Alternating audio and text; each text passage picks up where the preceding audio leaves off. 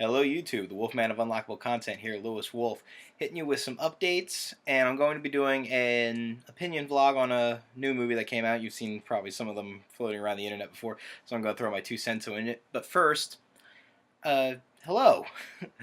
I want to do a little bit of a reintroduction of myself. We've got a lot of new people that subscribe to the channel, and we're growing very nicely. We're getting really close to hitting that 100 sub mark, and we're going to be holding a contest for that soon. As soon as we hit that big 100 number, and I'll explain what that contest is when we get there. So if you want to know more, help share us around, help get subscribers, and we'll get there. But first, me. Hello. I am the Wolfman of Unlockable Content. I am the non-gaming side of our channel. As you know, we have a dynamic of gamer versus not gamer. I'm also the movie reviewer of the channel, and I do a lot of the editing for the channel. I studied filmmaking in school, digital filmmaking and video production here in Philadelphia. So that's why I do that side of the channel. Ellie does a lot more of the technical stuff. And together we are just trying to make this the best channel that we can, trying to do all the things that we enjoy and share with you. I wanted to do this kind of mini re-get to know you deal because I'm kind of stealing it from Jack and Mark. They do this every once in a while, and I don't want to take too much from them. We've taken enough. But just kind of a show of appreciation.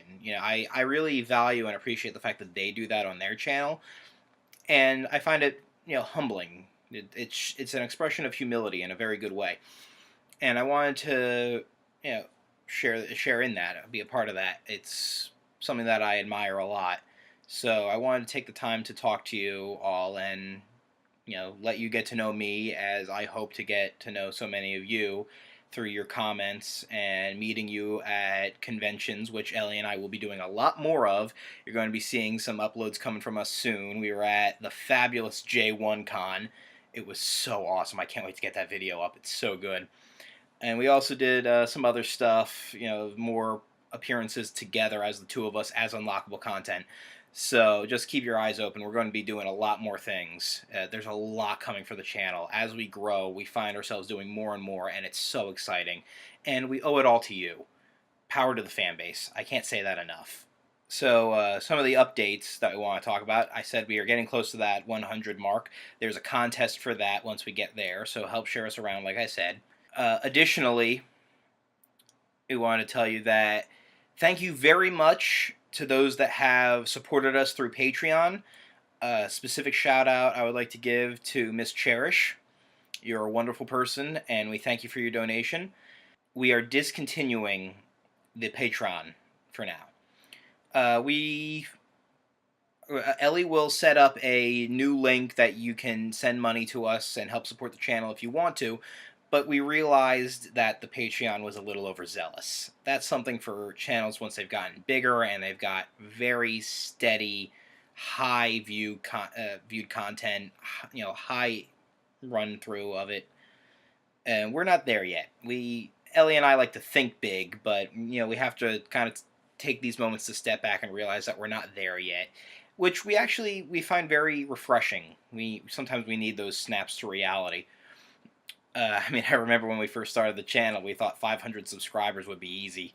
Our first subscription goal for Unlockable Content was at 500 subs. We're like, yeah, no, we'll have that within 3 months. Yeah, that's so. Rude awakenings, sometimes they're a good thing. So thank you very much to those that have supported through Patreon. It will come back, but for now, Ellie is going to talk more about the Patreon in her own vlog, and she will talk about where she's going to set up new links for people that want to make any kind of donation. So now moving on to talk about some other things. You may have seen it pop up, the DeathNote movie on Netflix. I commented on social media that I was going to talk about it. First I was just going to tweet about it. I was going to post it up. Then I thought Ellie and I would get a chance to watch it together and we would talk about it together, but that didn't work out quite well. But as you know about everyone that's involved in Unlockable Content, we all love anime. So you've gotten to see her a couple of times in videos in the background or pop up somewhere in some of my vlogs before. Through the power of editing, so we got my fiance here, and we are going to talk about the Death Note movie. I'm going to put my 2 bits in first, and then we'll see what she has to say. I will make certain points about the movie, which may spoilers, but We try to avoid the spoilers. These are always just opinion based with little content exposed. Mm-hmm.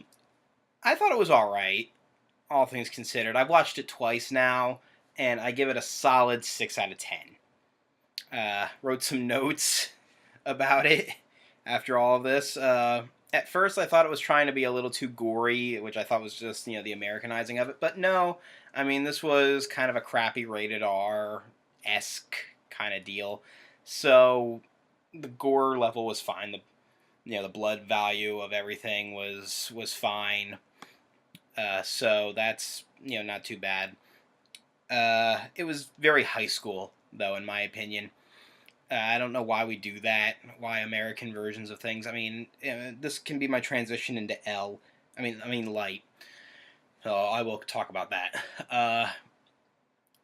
Light in the anime was popular. He was smart. He was capable. He was all around. He was everything that we could ever aspire to be, practically. And in this, they made him the gothic-ish, emo-esque, loser kid, but really smart. And it's like, why can't he just be popular and also be this hidden psychopath? America for you. You can't be both popular and want to kill people. The actor was okay, I guess. He didn't look like Light in the anime. I don't know why they couldn't just, again, good-looking guy with, brown hair. I don't know. But the guy can scream. When he meets Ryuk. How many times did I replay that? I replayed that like 6 times, right? That scream was amazing. That scream was fucking hilarious. It was good.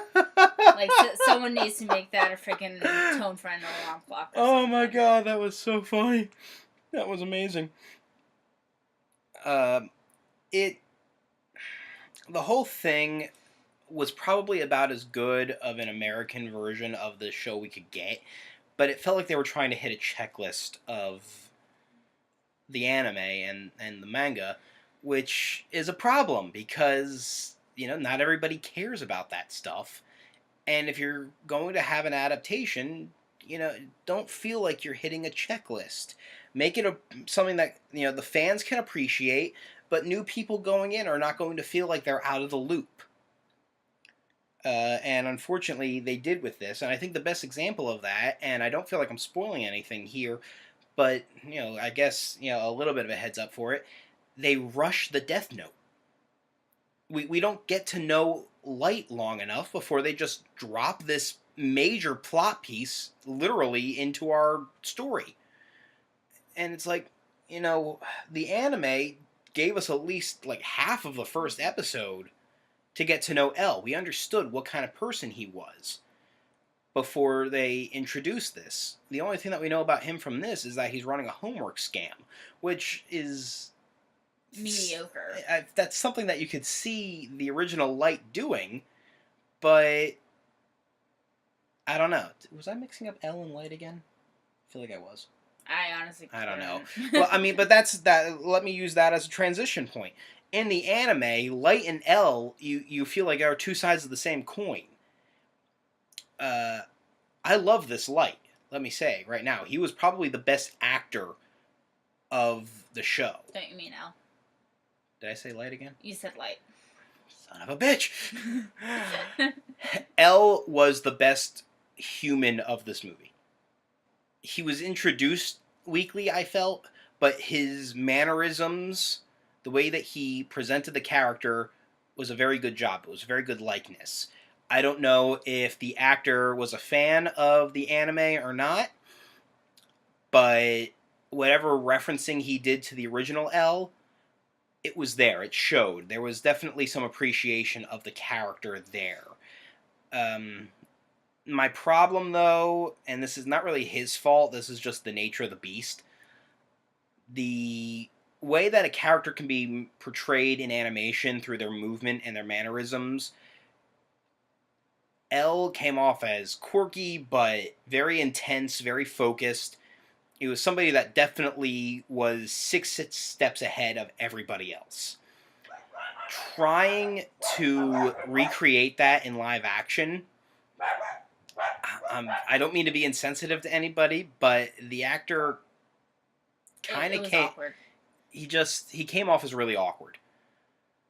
It was awkward, just like you said. It wasn't quite right. He moved well, like I said. I mean, the way that he carried himself and spoke, the appreciation was there, but it just wasn't quite right. Now on to Misa. The chick. This was probably where the weakest adaptations came in. The movie was more heavily focused on the two of them than anything else, which is, if you're a fan of the anime, you know that wasn't really the case. It's unfortunate. The way that they changed her around was weak. I'm the popular cheerleader, but I've got this quirky dark side. Look at me, I'm a high schooler and I smoke. At cheerleading class. So it's like, You know, just because you shop at Hot Topic, lady, doesn't make you dark and deep. Hey. My point exactly. So,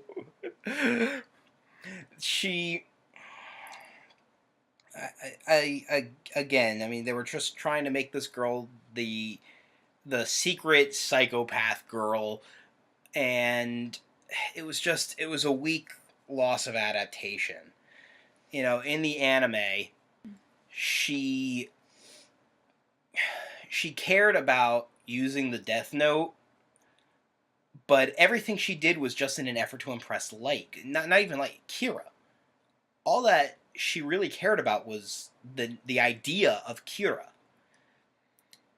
So, you know, she became the obsession was there. That was portrayed, but everything was just really misguided. And now on to everyone's favorite character. Don't you mean Shinigami? Ryuk. Willem Dafoe was fantastic. The way that they created the character, the digital, creation, I don't know what was off about it now that I've seen this twice and looked at it. Number one, they kept it in the shadows way too much. I realize that you're trying to make it a mysterious character because the idea of Shinigami are mysterious to begin with, but this was too much. And when we did get a chance to actually look at Ryuk's face, something was just off. I realize that it's supposed to be the shading. Maybe that's what it was. It's the texturing, or how pointed the features were. I don't know. Shading, his actual face was way too white. Maybe it's something was just off about it. It did some. I couldn't put my finger on it, but stop it. Shinigami. Just like in the anime, though, you wish there was more, which I give points to the show for. When you want more, that means that they did something right. I feel like this was the adaptation that we could only have expected. I lowered my expectations of it. I considered what an American version of this story would come off as, and I think this was the best adaptation that we could have gotten. So, that's my opinion of it. I give it a 6 out of 10. What do you have to say? Oh, okay, this is where the spoiler warning should go. I'm putting it right above my head in case anybody wants to put it in post. For me, I connected more with Light in the live-action version because I actually was bullied, Like, it was crazy. Like, anyhow. Like, I could sympathize with him more because, to me, he felt more human. Mia, whatever, at the beginning, like, her role and Life's role were reversed, almost. And they just immediately jumped into the group Death Note. Ultimately, she got karma at the end, so that makes me happy. L, I loved him. Like, he was quirky. He knew what he was doing, but in all honesty, like, the only downside I could see for him was he got too emotional about this. There is a canon death between the movie and the anime. Not gonna reveal who it is, but if you know, if you've seen either of them, you know who I'm talking about.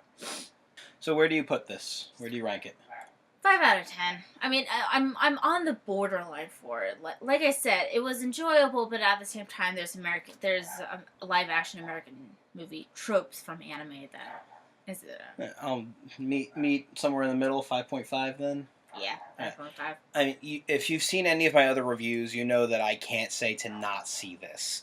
Everything offers something, and if you're a really hardcore fan of the anime, you might be able to find some parody enjoyment out of this, because there are some parody elements to it for sure. If anything, this is an alternate universe Death Note. So you let us know what you think in the comments below, and we'll see you in the next. Take care.